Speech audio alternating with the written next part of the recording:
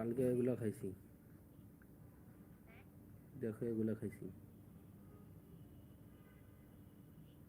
দেখো পিক দিছি একটু।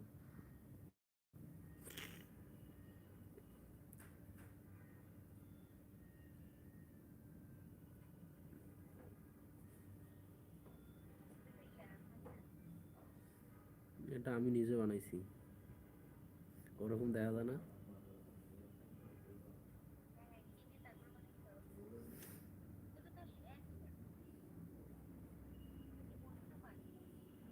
কলা কলা দিমা খাইছি।